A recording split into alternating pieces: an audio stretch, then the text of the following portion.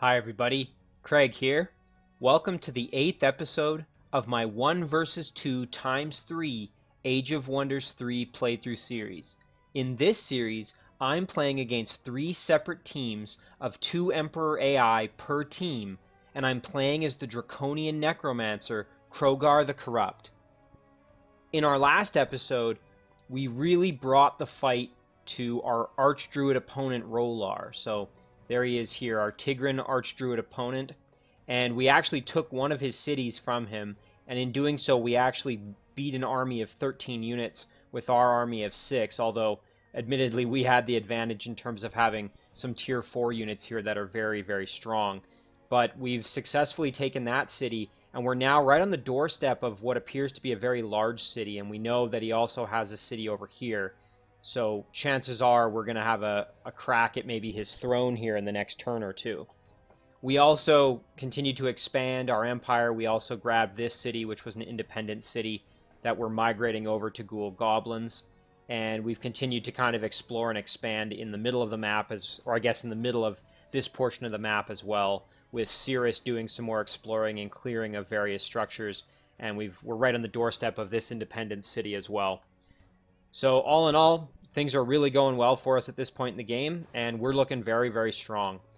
But before I get into this episode, I just want to give a quick shout out once again to Casper Eklund, who left another really detailed set of comments. A few things I want to highlight real quick. So one thing that Casper mentioned that I sort of forgot about is that when I acquired this item last episode, this box of blades, which allows for the throw blades ability, this attack, so throw blades, will actually ignore line of sight penalties, meaning that, for example, Crogar could be right behind another unit or have like a fence in his way or something, and he can still throw the blade and hit the opponent without taking any damage penalty due to something in the way. So that's actually really, really powerful, and I had actually sort of forgotten about that, so thanks to Casper for pointing that out. And then, of course, obviously the longbow, I had mentioned, that has the advantage of not taking range penalties. So we've got here 2 different throwing types that ignore different kinds of penalties, so that's really, really good.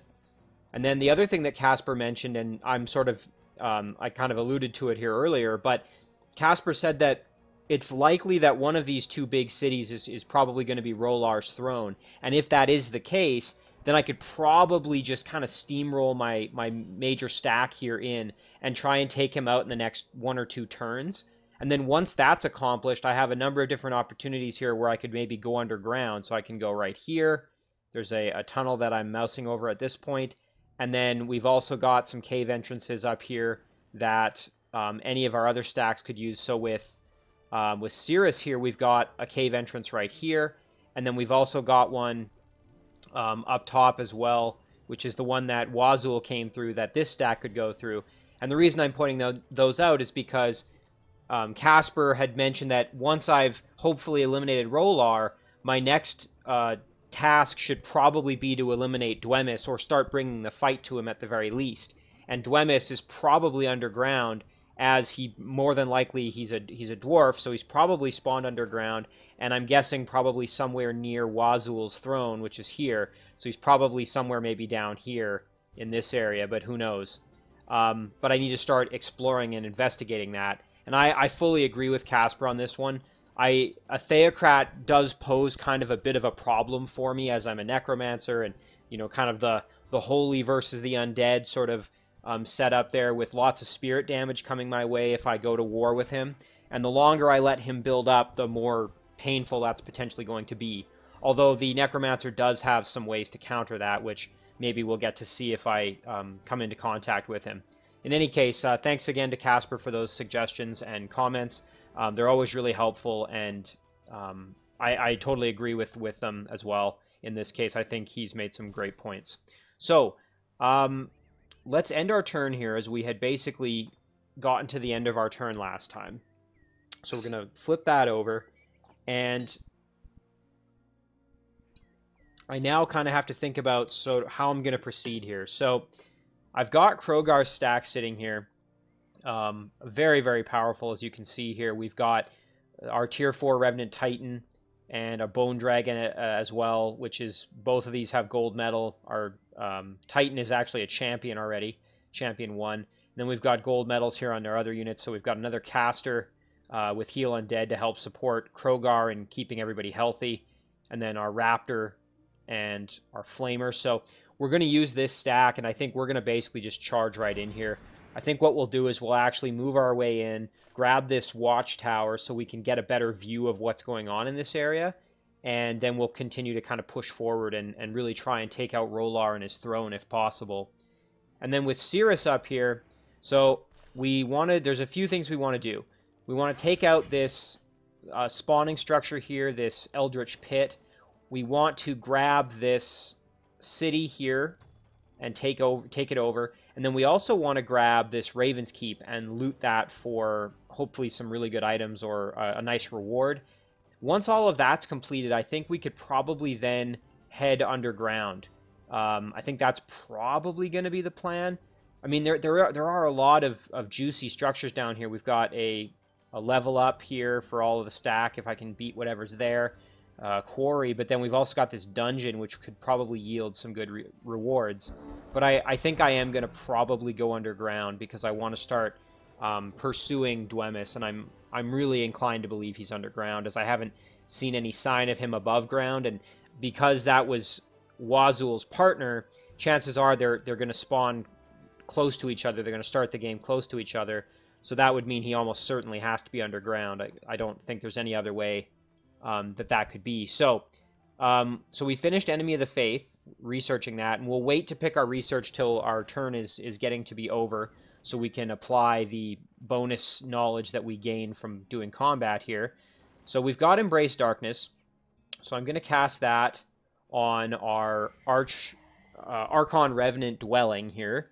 And the reason I'm doing that is because in the very near future, I'm going to start producing units from this particular structure. Once this barrow is complete, I'm then going to make one more structure, and I'll be able to start producing Wraith Kings, basically, which are going to be super, super powerful. And with Embrace Darkness on there, they're going to just be that much more powerful. So that's going to be really, really helpful for us. Okay. And yeah, as I said, we'll do our research after. So let's figure out what we want to cast here. I think I am going to start casting Enemy of the Faith. Very, very powerful spell here. Now, Casper also had mentioned that the AI loves to disjunct your global spells, and I totally agree. I'm fully expecting that they're going to try and counter all of my global spells that I have going right now, but I am kind of anticipating that, so we'll just kind of take that as it comes. Alright, so unfortunately Crogar is going to be kind of limited by the terrain a little bit here. We can now see one of Rowlar's heroes. We've got a Dreadnought here, tier level 3 Dreadnought, and a decently leveled up Sabertooth Chariot.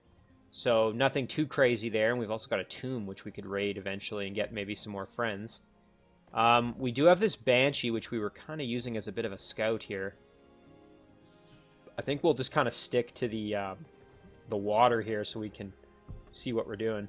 Okay, so this isn't his throne, which means that his throne is probably this city here, which we can't quite see. But obviously still going to be worth coming in and raiding. Oh, and I keep clicking, I keep seeing this here ready to go, and I keep thinking, oh, I got to pick research, but we do want to wait to do that. Excuse me.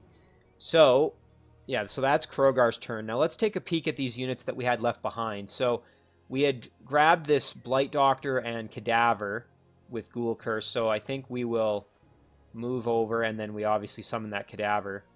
I think we will move them into base guard duty, and our Reanimator here actually could maybe be of service in a different way than just being a base guard. I think maybe we will bring him with our stack here.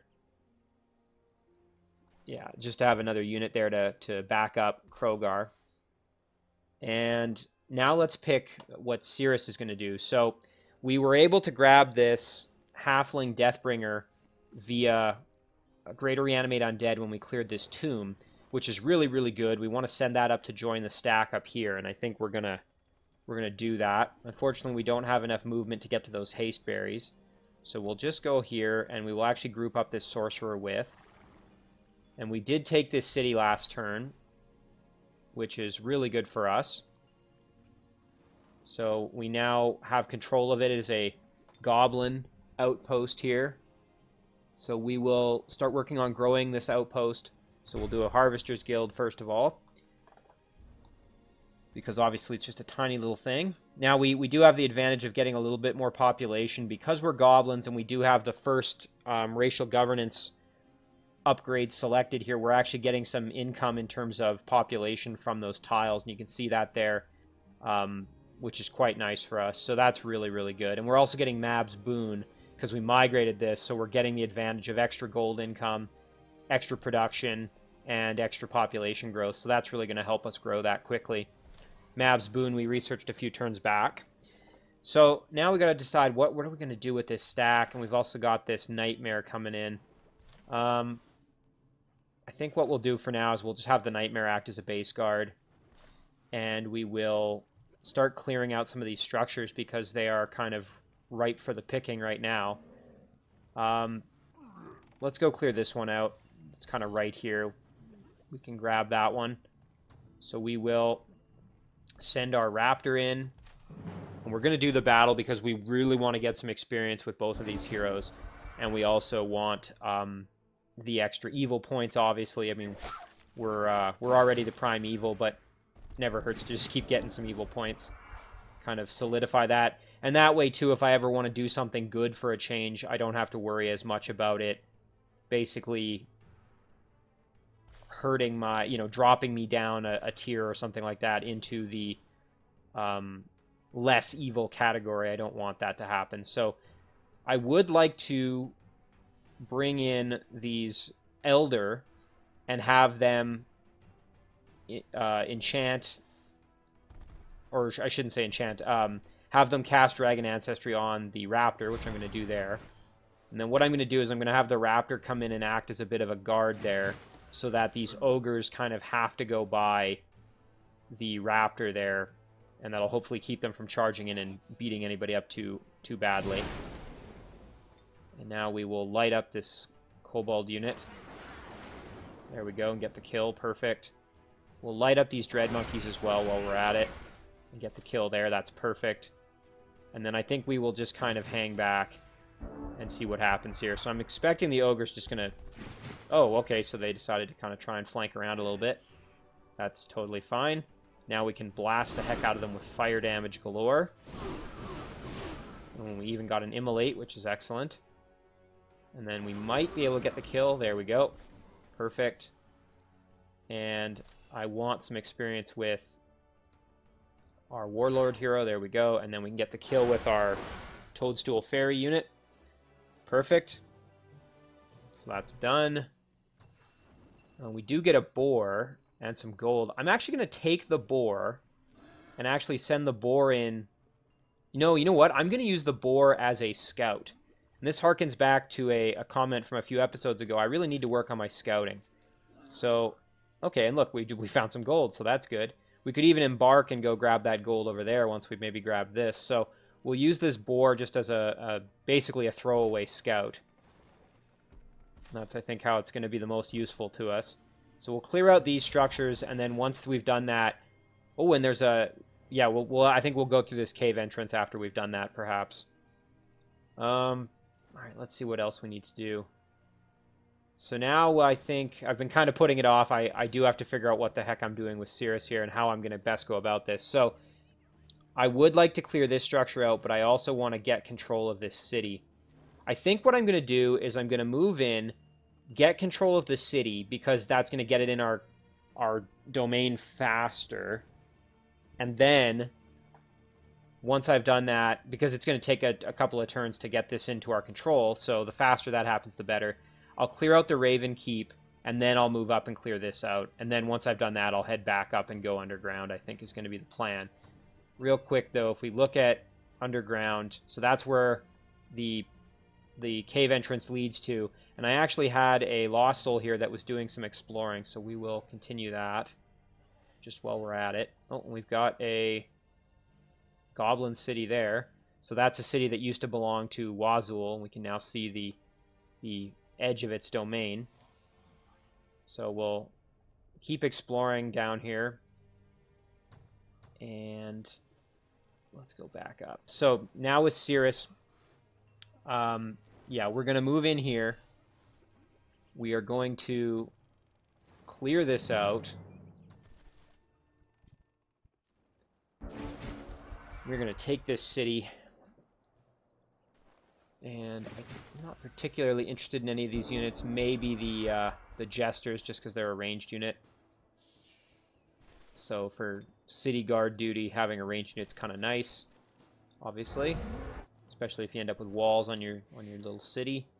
But not particularly interested in any of these units.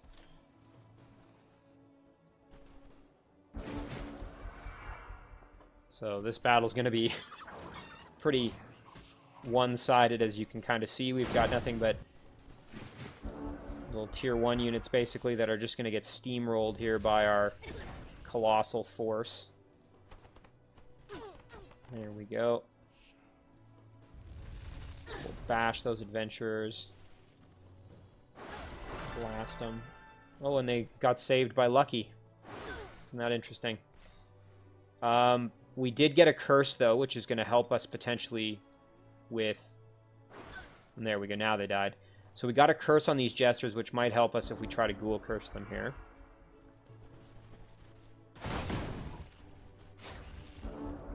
Alright, so let's finish off these Night Watch. There we go. And then let's see if we can drop a curse here, or a heal, I should say. There's a level up. And then we'll come in for a Ghoul Curse. We've got a good chance, and we got it. Perfect. So we had a level up there with our caster, now champion 1, and we now have a free city guard there, so we'll use this Jester just to guard the city. And now we can get over to that Raven's Keep, and we can explore that. So let's do that. Oh my, and look at this. Holy cow. Okay, so we've got 2 Wraith Kings, a Fallen Angel, a Wraith, and 2 Apprentice units. We can definitely win this battle, and we can try and make a friend or 2. So I really like these Wraith King units. Now this Fallen Angel actually isn't technically an undead, and I don't think it's an undead unit. Let me just double check. No, it's not. So by default, Fallen Angels are not undead, meaning that I'm not going to be able to use Greater Reanimate Undead. Now, they do have Undying, of course. So the only way I'm going to be able to get this Fallen Angel is going to be to try and Ghoul Curse it.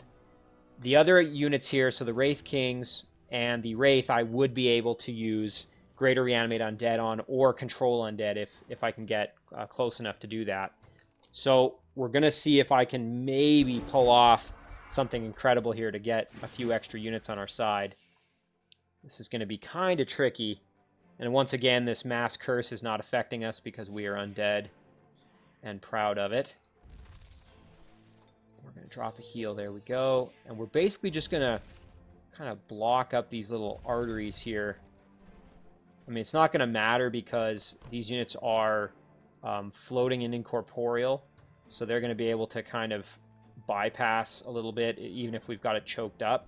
But let's see what they do here. I'm expecting they're going to... Oh, okay, they're not going to come at us. Alright, well, what if we move our units in a bit? Now, let's see. Can we curse?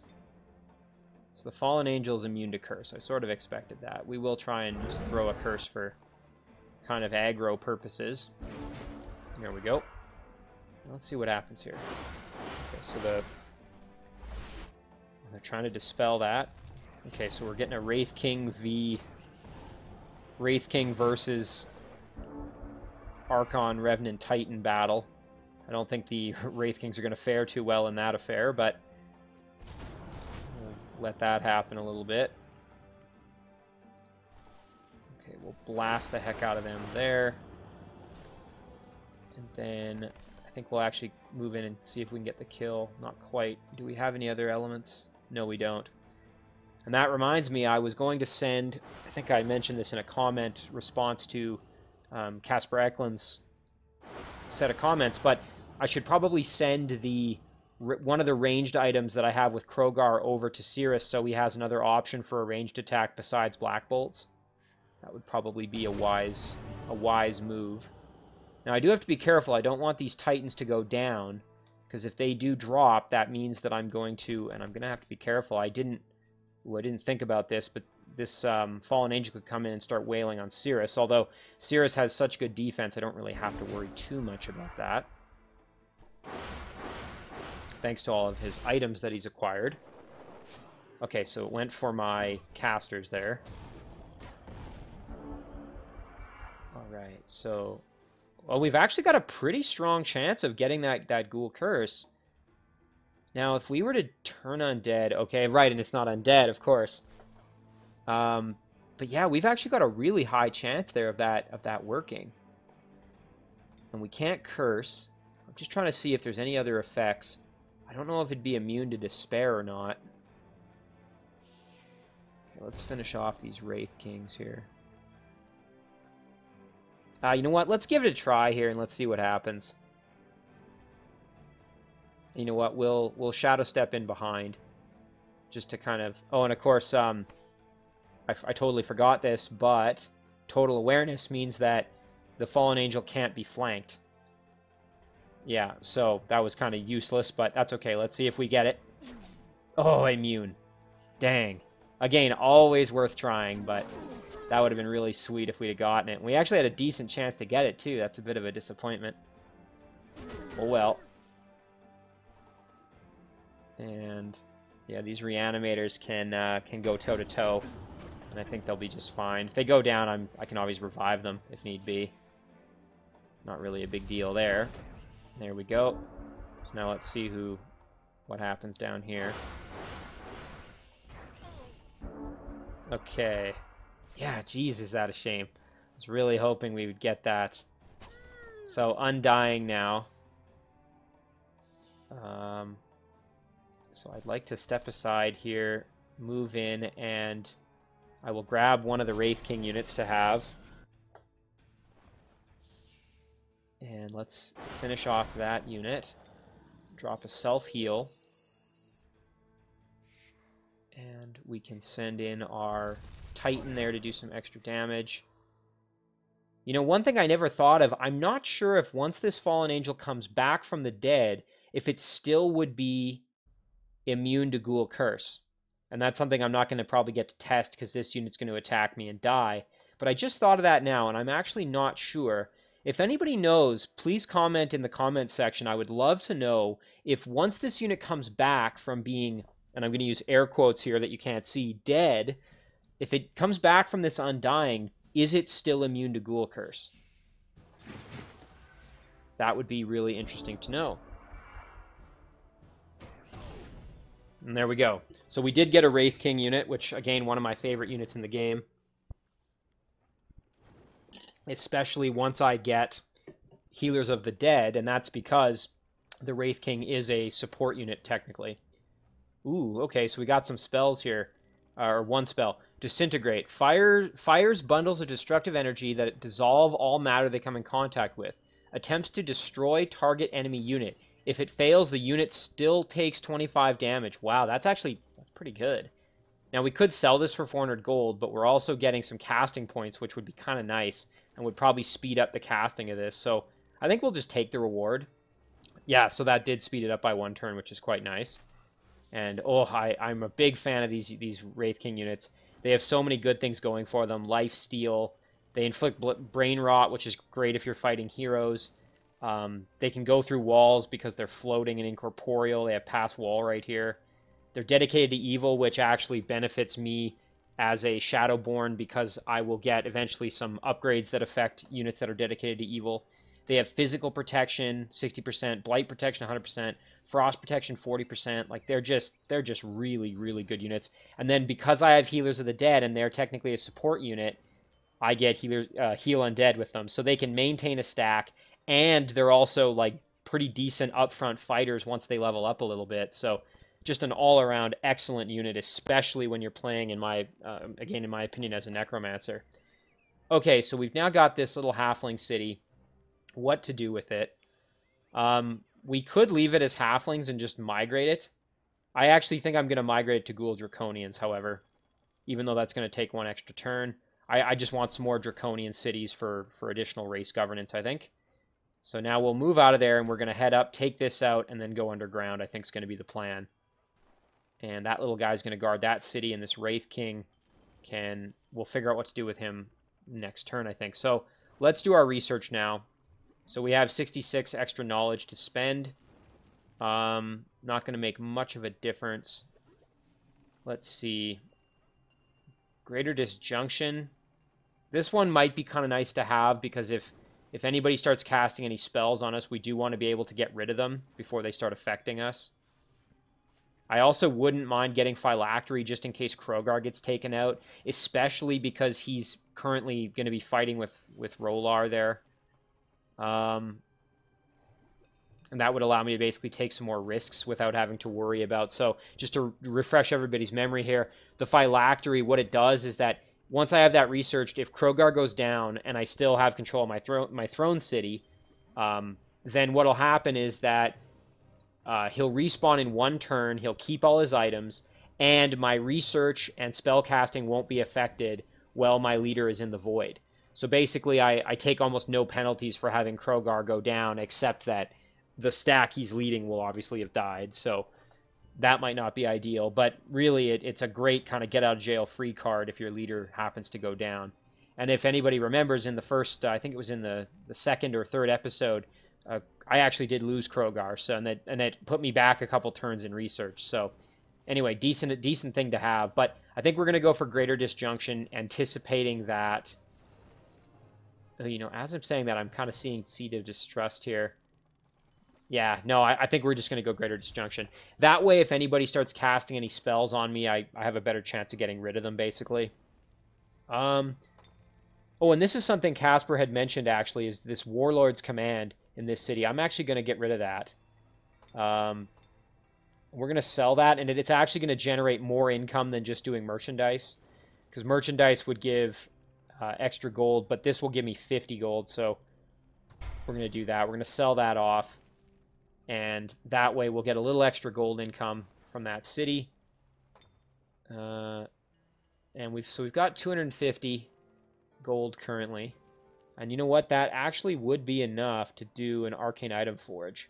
And I would really like to get one of these going, just to be able to produce some extra items for my heroes. The extra knowledge income from it is kind of nice too. So I think, yeah, so we'd have 150 then. I think we'll do that. We'll get that going, and then we will kind of halt production on our other cities for this turn. And then next turn we can start continuing to work on what our cities are producing, basically. There we go. All right, so we're going to end our turn there. Let's go down. I'm curious to see what happens here with Rowlar. I'm wondering if he decides to try and sort of counterattack against me, or if he's just going to turtle up, or kind of what he's going to do. I mean, really, I don't think there's a whole lot he can do, because my stack there is just so powerful. I think Rowlar's going to be really hard-pressed to really muster any kind of defense against me. Although I guess we'll have to see here.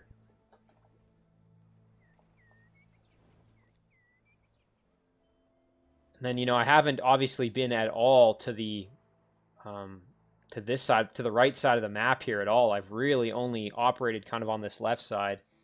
So we will have to travel to the east at some point here and see what's going on.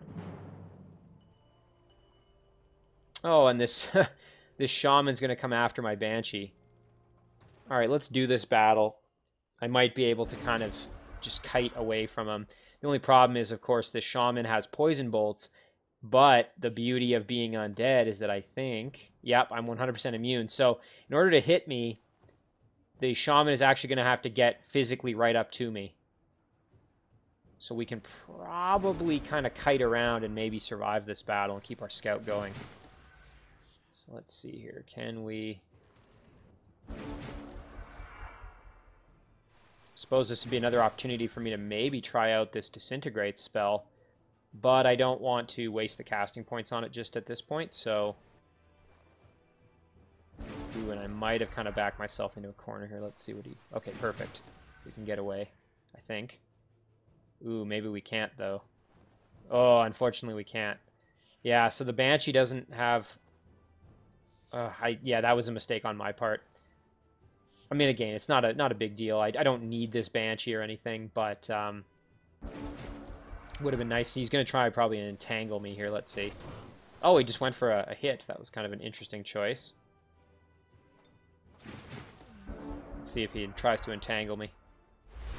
Oh, went into a bear form. There we go.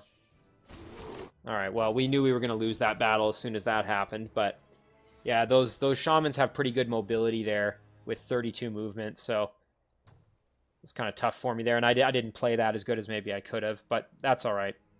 The scout did his job, and we now know that this is the throne. Oh, and look at that, Rowlar went underground. Now, I highly doubt that Rowlar's throne is underground as a Tigran, but it is possible. You do occasionally see the Tigrans underground, and I think they have night vision, which helps them in that respect. So,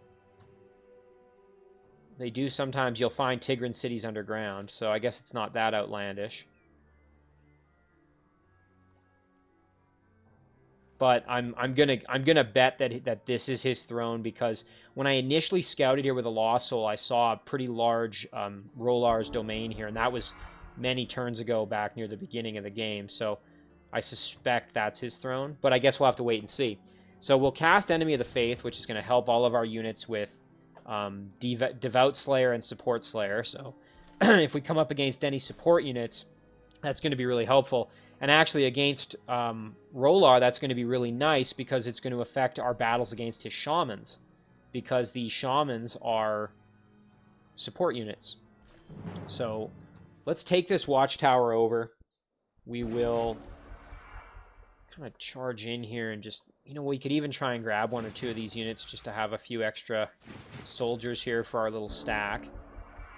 One thing I would like to do is get some health on this bone dragon. So we will move in with Crogar here and drop a heal. And we will also move into the middle here and drop a heal with our casters. There we go. So we'll throw our Titan up kind of in the middle there, and bring our Bone Dragon up. This isn't going to do much, because as goblins are going to be immune to the, or very resistant to the blight, but we'll still do that. And we can charge him with our raptors and do some big damage. And then we can move our Flamer in like this, and we should be able to hit. There we go. So that's going to do it for our turn. So our dragon is healed up really nicely. It's going to weaken us, which isn't going to do a whole lot, really. There we go. Just everybody's getting kind of walloped pretty hard there. Oh, and he's just outside the range where we'd be able to get him with our Ghoul Curse. So we'll just have to teleport up to him and hit him there that way. And I don't really want to keep him alive. I think we'll just go in for the kill. And our Bone Dragon is the only one who's not champion, so we'll go in and get the kill with our dragon. There we go. Alright, so that's going pretty good so far. Now let's keep progressing into the domain. Now the question is, do I want to go spend time to siege this city, or do I want to kind of knife in straight for his throne? Now this is a bit of a... This is an issue I actually encountered a while back. I think this was in my human Theocrat playthrough, and I remember Z-Shoot mentioned that you can use a couple different strategies in this respect. So one method is to go in for the throne city, and basically you can, if you take the throne and the wizard out, then it's over, right? So you don't have to worry about taking out every little city. But obviously if you can't find the wizard, then going right in for the throne might not be the best plan. So I'm going to have to kind of think about this. This is where, obviously, if I had that scout still alive, it might have been kind of nice to be able to see what was going on. I suppose what I could do is, well, I could go move over this way, grab the tomb and make a new friend, and then keep building my little army here. And then also maybe get a view of what's going on over there. Yeah, let's do that. So we'll enter, and we could try and grab a Deathbringer and maybe another Reanimator. So let's do this.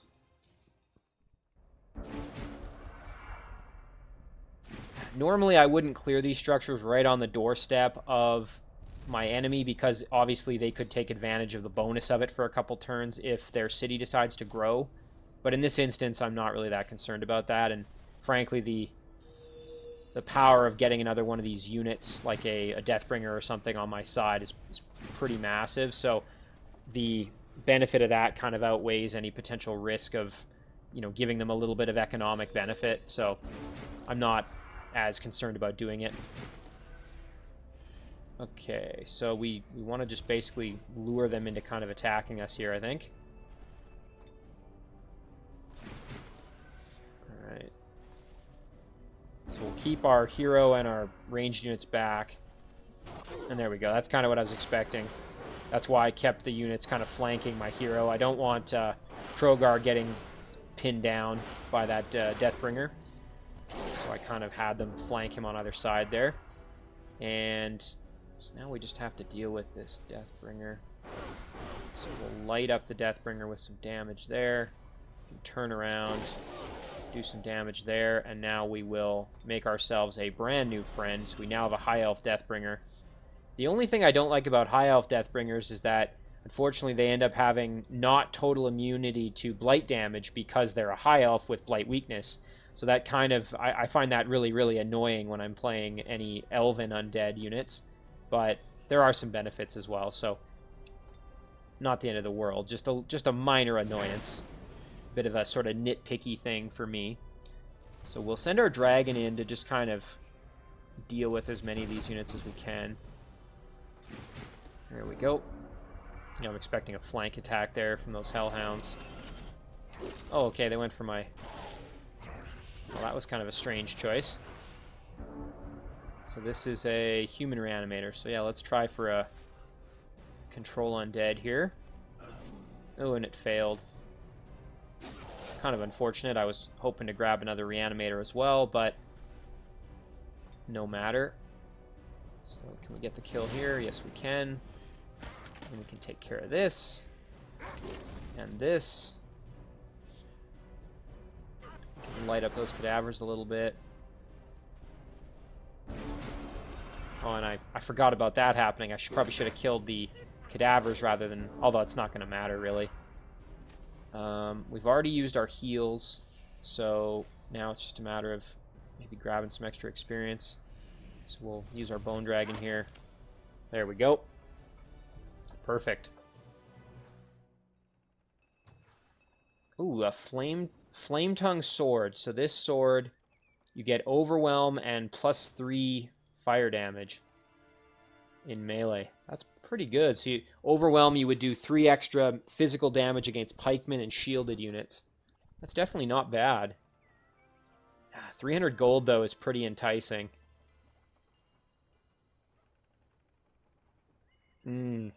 Oh, that's tough. That's a tough choice. You know what? Let's sell it. We're going to sell it for gold, and the reason I'm saying that is because Crogar's already in a stack with some absolutely devastating melee units. He doesn't really need it, and that extra gold is going to help our economy quite a bit. It's going to enable us to basically build a lot more, you know, high-level structures here to help things out. So I think that's going to be the better choice.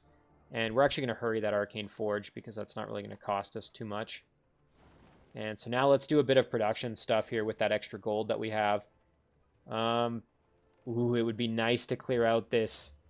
Boy, oh boy, it would be nice to clear out this Wizard Tower and build that Arcane Catalyst. So, Arcane Catalyst, units summoned within this city's domain gain an additional rank and are supercharged. When a supercharged unit dies in combat, it spawns a random lesser elemental unit until the end of combat. Now that I think about it, that's actually less useful for me as a Necromancer because I would want to, you know, revive them, and I don't know if that... I actually don't know if that renders the corpse... Like, if that destroys the corpse or not. But, so that's actually not as useful. But just getting the extra knowledge from this would be awesome. Oh, and here, I didn't notice this, but we have a great farm that's going to need a little bit of corruption here. So we're going to have to corrupt the source. So maybe we'll start working on that. It would also be nice to summon another unit here just to help guard this dwelling, as I don't want, you know, some nasty roving unit here to come and take this from me just as I'm getting it ready to start producing one of my favorite units, the Wraith King. And we've now got this guy to work with as well, now that I say that. So lots of things to decide here. Anyway, let's look at our production a little bit more. So in this city here, Stables of Unlife, if we build that, we could start pumping out really good mounted units, but I don't really think there's much of a need for that at this point. So I think this city would actually be better suited to, you know what, 75 production, that's perfect for something that's 150, so let's do the observatory. That's going to be good. Now in this city here, we've now got all this extra production income here, which is awesome. So things are going to get produced very, very quickly. We've got 109 production, and we don't even have a siege workshop, so that's incredible. Yeah, let's do a siege workshop. Even though it's not very production efficient, let's just do this to get more production. That's going to be really nice. So now let's do some more battling because we're kind of low on gold again, so maybe we can get a little bit more income. Here we are. So we need to deal with Cirrus here and his stack. So again, I want to clear this out really badly. I don't want that. We'll move this guy in to guard the city before I forget. We'll move this Cirrus' stack over because I really want to clear this thing out. I don't want it spawning units on me and causing me more headache. So we'll raid this and take it down. It's another good opportunity to just kind of heal up our squad here. I don't think any of these units are going to pose too much of a risk to us, really.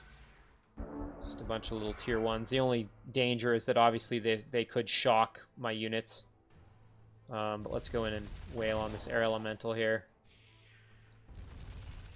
There we go. And our charger does need some health, so we will do that. And then we'll move in and do some blasting.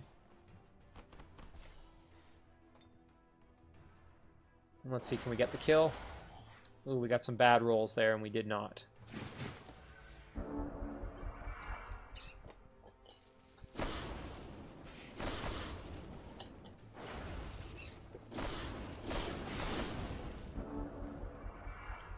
Alright, so just pretty devastating. I really enjoy just having these units that are just so strong. Again, I really do think that's probably my favorite part about playing a Necromancer, is just the ability to get such high tier units so early in the game if you kind of play your cards right. It's really, I mean, I don't want to say it's overpowered, but it is very, very strong.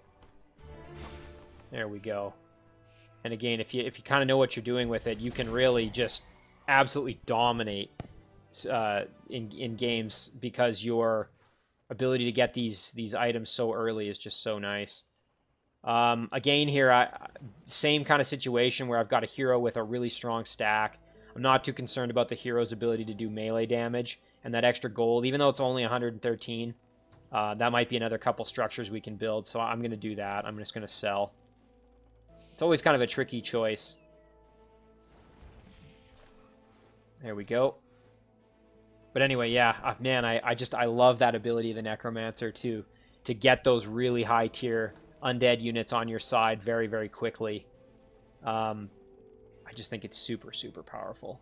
But anyway, enough of me gushing about my favorite class. Let's get back to the action here. So this city, we could start producing maybe some goblin units down here and build up a stack for Wazul, because right now he's really not doing anything. He's just kind of sitting in this city, sort of kind of wasting his talents a little bit. Let's see what we could build for him. So he's already got one support unit there that can heal the stack. We could give him a couple of units here. You know, I do like these butchers because they have greater lifesteal, thanks to inherent lifesteal and then also vampiric hunger.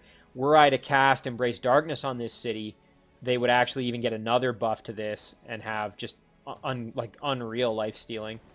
So yeah, let's build one of those. we'll build him a little mini stack so he can go out and start exploring. So we do have negative gold income now. We got to keep that in mind. We'll get an Embalmer's Guild going at this city to just continue with helping it grow. And now with the Deathbringer here, we do have to kind of decide what we're doing. Oh, here, you know what? We can grab this gold. I almost forgot. Ooh, and we got a Ziggurat here, which could be explored at a later date once this stack is a little stronger. I still don't think this unit is quite strong enough to really start taking on, you know, like a Castle of the Lich King or anything like that. But if we can get this Deathbringer up into the party, then I think we'll be doing very, very well in that respect. So we'll move in here. It looks like we've maybe got a racial governance bonus thing in there as well. So let's take this out if we can. Hopefully not too difficult. We are fighting Frostlings, and I'm guessing these guys are going to protect the Queen. Yeah, there they go. Now, the good news is we have some fire damage, which is going to be very nice to use against these Frostling units. So we'll throw that on. We'll move up here, do some fire damage. And we'll do a little bit of damage to these raiders, because why not? We'll actually put the ball here like that. So I do have to be careful. I don't want to lose my heroes, obviously. But any of the other units that go down, I'm able to revive with less reanimate undead, so if they go down, it's not the end of the world. There we go. That lifesteal is helping me out a little bit. Perfect. Okay. So now we can do some big damage here to the Ice Queen. And of course, most of that's going to end up going to this Royal Guard, so maybe we'll take out the Royal Guard first if possible here. There we go. And okay, yeah, let's take out the Ice Scraper. There we go. And now let's turn the Ice Queen around, which should free up our little hatchling here who can move in and blast this Royal Guard, who does a nice little explosion when he dies. And now we can blast the Ice Queen for some big damage. And then might be able to get the kill here. I might be able to maneuver for a flanking shot if I'm... Let's see. I'd have to move into range of these Ice Scrapers getting some flank damage, but I'm not too concerned about them, to be honest. There we go. That increases our odds a little bit. Perfect, we got it. And we hit level 7, which is great for Bahir there. So now we're going to get Ice Balled. Okay, and we resisted, no worries there. Does anybody need health? Yeah, our hatchlings kind of got beat up a little bit. They're now gold medals, so we'll get to find out what unit they evolve into. Hopefully we get something good, like a flyer or a elder. But, you know, I wouldn't mind a charger either. They're not terrible. Oh, and of course we just get a Draconian Crusher, which, you know what, we can use as a base guard. And we could even free up that Nightmare to maybe come join the party then.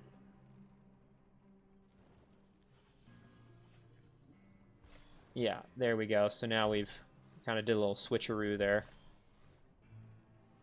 So let's move down here, and we will clear out these Phantasm Warriors next.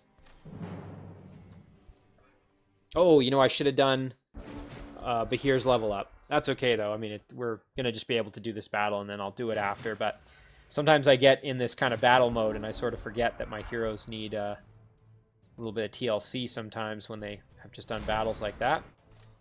So we'll send in our Raptor. And again, if our Raptor goes down, I can just drop a heal, so not too concerned.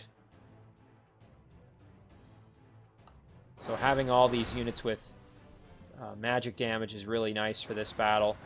As you can see here, very helpful. We're basically just putting the ball there to tank any damage that comes our way.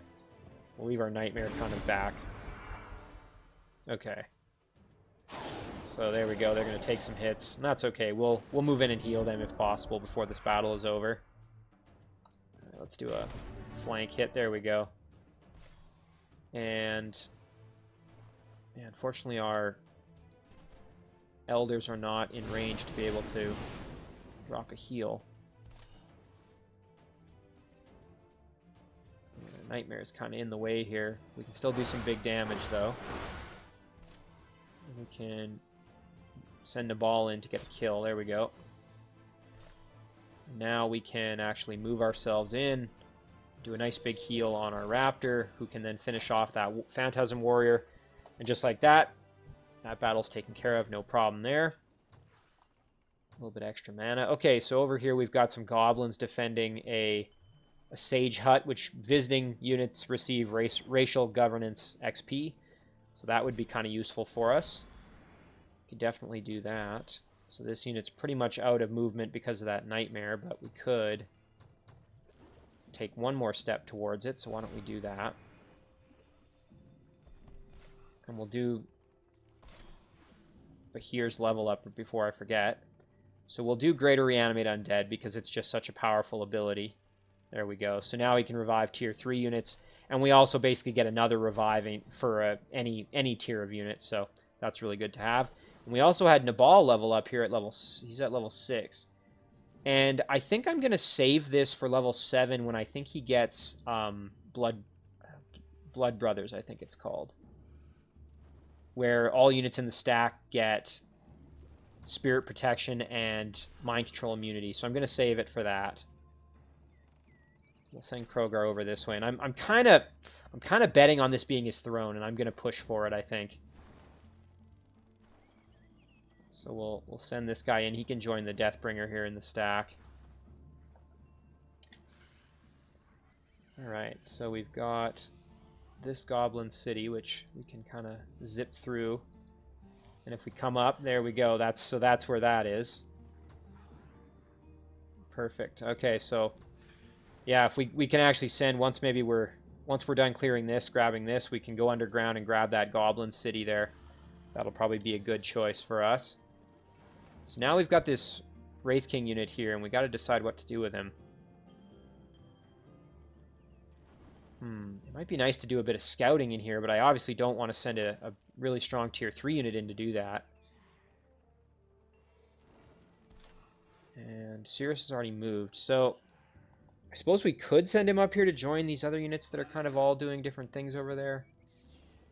I could also send him down this way. That's kind of risky as he might get attacked on his way there. What kind of units do I have in this stack? I suppose I could replace the Charger maybe with the Wraith King. Yeah, I think maybe I'm going to do that. So we'll send him over and just have him chill out here next to the stack. I can really make this like an ultimate Doom stack by getting rid of the Charger and having it be the Wraith King. This will just be an unstoppable juggernaut of a stack at that point. Alright, let's end our turn there.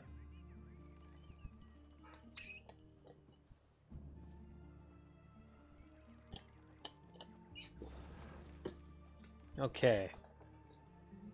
So we now have Corrupt the Source ready to go, which we will cast on our farm here. Turn that into another corrupted farm to really help the growth of this city. And let's see what else. You know, in the game, eventually we should get a unit probably in here because there were some units, roving units coming out of there, and I think we need to get rid of a spawner in there. Let's see what else we got going on. So I'm not seeing any action from Rowlar here, but it's not his turn yet, so we'll see when it's his turn if he decides to do anything. I'm wondering if maybe... So he went underground, which means he's probably got some cities underground.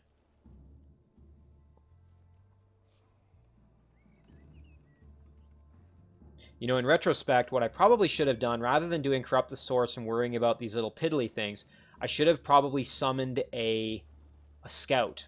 I should have summoned a Lost Soul or a Banshee or something, put it on Crogar's stack, and then I could have gone in and rather than wasting Crogar's kind of movement and time, I could have gone in to confirm whether this is the throne city or not. That would have probably been the smarter move. But again, I'm reasonably confident that this is his throne. I mean, again, you know, we'll see though. This may turn out to not be his throne city, I guess. Oh, and you know, something I keep forgetting to do is to make a darn settler. And that would be to move that settler into this area here that I've kind of just cleared out. I think a city put right kind of in the middle of all this would be really good eventually. This city will eventually encompass some of that, but... Okay, race governance for halflings. Harvesters guilds are 20 gold cheaper and 5 mana cheaper to build, or Night Watch get a little bit of an improvement. I think I'll just take the Harvesters guilds are cheaper. I'm not really... Neither of those is really that useful for me. Rowlar attempted to disjunct Undead Plague, but he failed. I'll probably own that city reasonably soon, so it's not really going to matter anyway for if that spell's going to end up not existing anymore. Alright, so we have that corrupted farm now. So that city's got even more population growth, which is great for us. And we are now the Master Smith, as our throne has finished producing the... What did we get? Horn of the Banshee, Wail of Despair. You know, that's pretty nice if we're trying to Ghoul Curse people, because it has a chance to inflict despair, which gives them spirit weakness, which makes them more susceptible to Ghoul Curse. So why don't we send that over to... Let's send it to Cirrus. So that's kind of a nice item to get. I'm quite happy with that. Alright, so let's do kind of what I said here, and we will summon a scout before I commit more of my movement points to this. I'm pretty darn sure this is his throne. Yes, it is. Okay. That's what I expected. Now, of course, I have no idea where Rowlar is, so I'm going to have to deal with that. Alright, so what has he got for defenders on this? So he's got 2 shamans, a mystic, sun guard, another shaman here. Really not much. We're going to be able to take this city without a whole lot of trouble here, I think. So, you know what, we'll bring the Lost Soul in, because why not? And let's initiate this battle with our... Yeah, it's saying we're closely matched, but I'm going to press X to doubt on that. We are going to steamroll in here, I think. We do have to watch out for this, the nets that are going to get on our units, but I don't think these units have pretty high resistance being tier 4, so I'm not really all that concerned about it. And our Bone Dragon can literally go right past the walls. Now, the one thing to keep in mind here is this Entangling Touch, which could kind of mess me up if I'm not careful, but I think I'm going to be okay. As long as my units don't all get entangled, I think we'll be just fine. So we'll drop a heal on our Raptor. And there we go. Oh, and I forgot to move the Lost Soul. I should have done that. Whoops.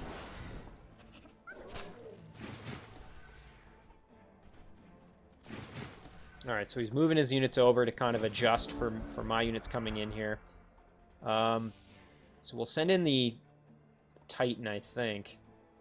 So we could go beat up the walls. That's one nice thing. They have the ability to do that.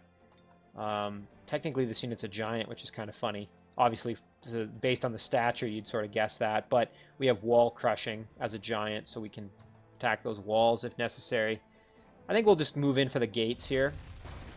So now the big thing is going to be all these entangling attempts are going to probably be used on me. So we'll just have to hope that we can resist that. We're going to have our heal undead ability there if we need it. So we'll send our flamer in and start doing some damage. This is where having that support slayer is really going to kind of pay dividends, as you can see there. Now, unfortunately, these units have a bit of blight protection, which is going to kind of keep them safe from my Bone Dragon's attacks, but we'll move in here and we'll do some nice damage. Support Slayer kind of canceling out a bit of that. And our Raptor, we'll just move our Raptor in here as a bit of a backup. And now we'll start moving our Lost Soul in. Again, I should have moved that in the first turn. Okay, so that net did get us, but fortunately it's not one of our tier 4 units. Okay, so rather than entangle, they're just going to go full bear mode for the melee. So that dire bear is just a decent melee unit now, tier 3 melee unit. No longer has the ability to ensnare us or anything like that. Or entangle us, I should say. There we go. Alright, so let's finish off the gate. So now we have full access. Start lighting up these bears. And, you know, I'm actually thinking I might just keep my dragon in defense mode. I suppose, you know what, I could even fly right into the middle here and just basically hope... What I'm hoping is that as they hit me, they're going to get feared, right? They're going to get panicked because the bone dragon here has fearsome. So I'm hoping that that's going to kind of impact them a little bit. So we'll start lighting up some of those ranged units. So let's see what happens here. There we go. They're going to attack Crogar. Ooh, our Lost Souls took some hits. There we go. A couple units got... So they're all getting panicked, which is great for us. It's going to make our life a heck of a lot easier. So we will... Let's move in here, and we can still probably get the kill, or very close to it. The reason I moved like that is because that way I'm not blocking... Had I moved my Titan right here, I would have still been blocking the gate if anybody else needed to move in. Whereas that way I was able to basically move in. So now you can see there we actually don't take a line of sight penalty because we're using throw blades, which is really good for us. So we're going to do this. There we go. And now we'll move our flamer in. And, you know what, let's start dealing with these shredders. There we go. Alright. Oh, and our flamer's gotten snared in the net as well. Ouch. So if they go down, that's totally okay. I can just revive them here with Crogar. No worries there. Or actually, I could revive them with my Revenant caster here, which I think I will do. So now we can move our big boy in, do some pretty devastating damage there. And then I think I'm also going to try for a Ghoul Curse real quick. Okay, and they're immune. Kind of to be expected there, as I didn't really set that up with any cursing or anything like that, but... Alright, now we can go in and wail on these Sun Guard that are in our Lost Souls here. There we go. So this battle's basically over at this point. There we go. So just like that, we've taken Rowlar's Throne City, which I imagine he's not going to be super happy about. So we'll just move in here and officially take the city. There we go. And now we have to decide what to do with it. So we could plunder it. Ooh, and we actually get quite a bit of gold for that. And then I can cast a spell to rebuild it. That's actually the fastest thing. And you know what? That extra gold would be really nice. So let's do a hasty plunder. So we'll do that. And then we can animate the ruins once we're done with that. So we can upgrade our leader here with... And now we have Undying with Crogar. Perfect. So now Crogar kind of has a second chance if he goes down, just like our Lost Souls do. So that's fantastic for him. Absolutely fantastic. So that was a really, really nice turn of events there. I'm actually really glad I skipped this city. I may have to go back now and start doing some cleanup, but Rowlar is really in big trouble. He may end up even surrendering to me. Who knows? It'll depend on what kind of action he's got going on underground in terms of what sort of cities he's got down there. I guess that kind of remains to be seen. So we've still got a few things to do in this turn here. We've got production to sort out. Whoops.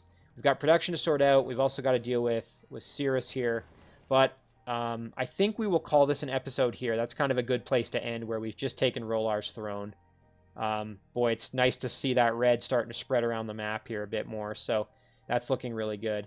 I'm quite happy with how this is going, as I've said. It's very, very nice to have sort of... Let's just zoom in here quick again. So we've eliminated Wazul, and we've got Rowlar really on the fence here, up against the ropes, I guess you'd say. He's really not in good shape, and then we can really start hunting down Dwemis. And then we've really just got Rowlar's partner, Firak, and then the unknown team of two who are probably out east somewhere over here. So this game's shaping up to be a real interesting kind of mid and late game here. So we will save this one.